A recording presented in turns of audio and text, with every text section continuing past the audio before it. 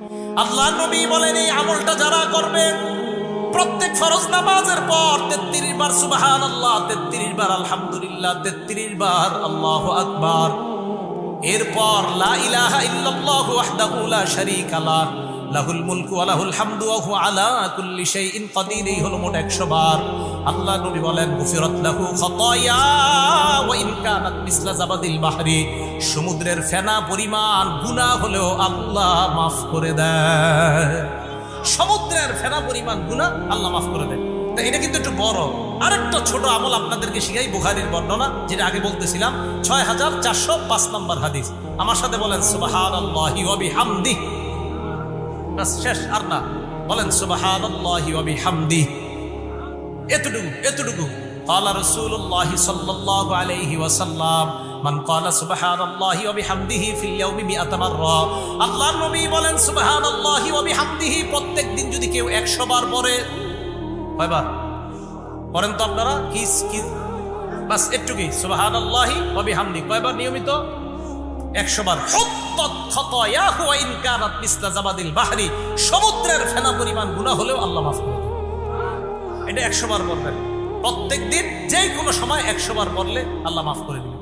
মসজিদে গিয়ে বসে রয়েছেন, কাজ নাই, এখনো 20 মিনিট 15 মিনিট বাকি আছে, এগুলো পড়েন বসে সুবহানাল্লাহি ওয়া বিহামদিহি, আপনি 100 বার পড়েন।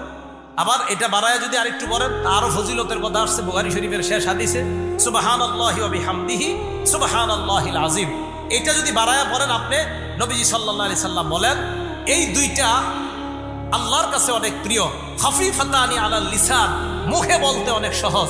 সাকিলাতানি ফিল মিজান, আল্লাহ রাসূল সাল্লাল্লাহু আলাইহি সাল্লাম বলেন সুবহানাল্লাহি ওয়া বিহামদিহি সুবহানাল্লাহিল আযীম, এই দুইটা বাক্য হাবিবাতানি ইলার রহমান, আল্লাহর কাছে অনেক প্রিয়।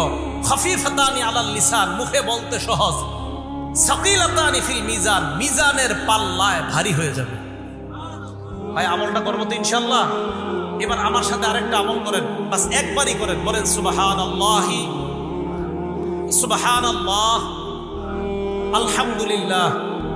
মাত্র কয়বার বললাম? আচ্ছা আবার বলেন তো সুবহানাল্লাহ আলহামদুলিল্লাহ। নবীজি বলেন তামলাউ মা বাইনাস সামাওয়াতি ওয়াল আরদ, মুসলিম শরীফের 422 নম্বর হাদিস, আসমান জমিনের মাঝে যত ফাঁকা জায়গা এই আমল দ্বারা পরিপূর্ণ হয়ে গেছে। সুবহানাল্লাহ আলহামদুলিল্লাহ, এই দুইটা। এবার আমার সাথে শুধু বলেন আলহামদুলিল্লাহ। আবার বলেন তো নবীজি কোনো সংখ্যা বলে নাই, শুধু বলছে একবার যদি বলে আলহামদুলিল্লাহ, পড়েন আলহামদুলিল্লাহ। তামলাউল মিজান, মিজানের পাল্লা ভরে গেছে। এই আমল আমি আপনি না করলে কে করবে? তাহলে 11 নম্বর উপায় গুনাহ মাফের জিকির করা। জিকিরের মধ্যে আলহামদুলিল্লাহ জিকির, সুবহানাল্লাহ জিকির, আলহামদুলিল্লাহ জিকির, এগুলা সব জিকিরের অন্তর্ভুক্ত। কোরআনের কারীমের তেলাওয়াত করা, এগুলাও জিকিরের অন্তর্ভুক্ত। আল্লাহ পাক রব্বুল আলামিন আমাদের সকলকে গুনাহ মাফের যে 11টা উপায় আলোচনা করা হয়েছে, একটু বসেন।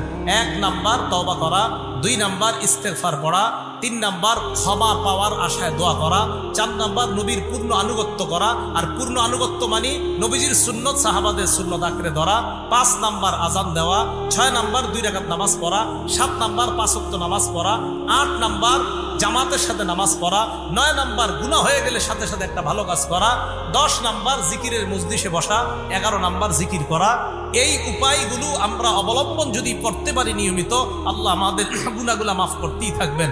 আল্লাহ আমাদের সকলকে গুনাহমুক্ত জীবন নিয়ে যেন আমরা কবরে যাইতে পারি, আল্লাহ তৌফিক দান করেন। আমিন ওয়া আখিরু দাওয়ানা আলহামদুলিল্লাহি রাব্বিল আলামিন। আসসালামু আলাইকুম।